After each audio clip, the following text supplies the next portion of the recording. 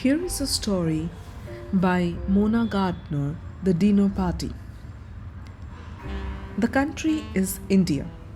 A colonial official and his wife are giving a large dinner party. They are seated with their guests, army officers, and government attachés, and their wives, and a visiting American naturalist. In their spacious dining room, which has a bare marble floor, open rafters, and wide glass doors opening onto a veranda. During the time the story takes place, India was a British colony. The colonial official works for the British government in India. The government attachés work for another country's embassy in India.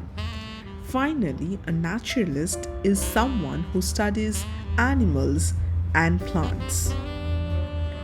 A spirited discussion springs up between a young girl who insists that women have outgrown the jumping on a chair at the sight of a mouse era, and a colonel who says that they haven't.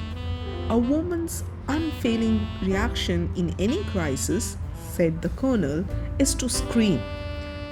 And while a man may feel like it, he has that ounce more of nerve control than a woman has.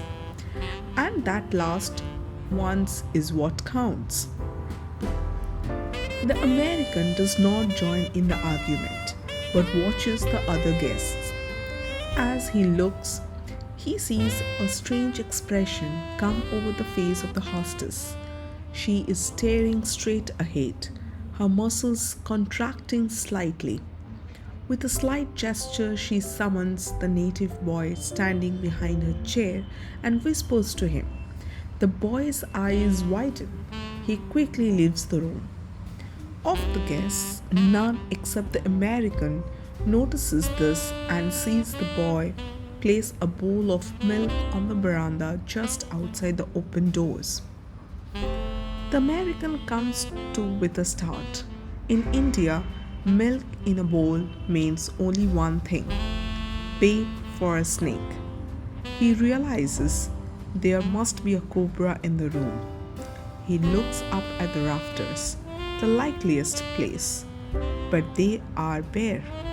3 corners of the room are empty, and in the fourth, the servants are waiting to serve the next course.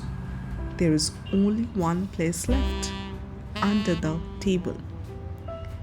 His first impulse is to jump back and warn the others, but he knows the commotion would frighten the cobra into striking.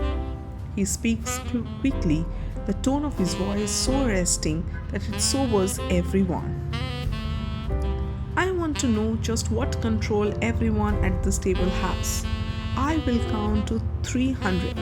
That's 5 minutes, and not one of you is to move a muscle. Those who move will forfeit 50 rupees. Ready? The 20 people sit like stone images while he counts. He is saying 280 when, out of the corner of his eye, he sees the cobra emerge and make for the bowl of milk. Screams ring out as he jumps to slam the veranda doors safely shut. You are right, Colonel, the host exclaims. A man has just shown us an example of perfect control. Just a minute, the American says, turning to his hostess. Mrs. Wines, how did you know that cobra was in the room? A faint smile lights up the woman's face as she replies, because it was crawling across my foot.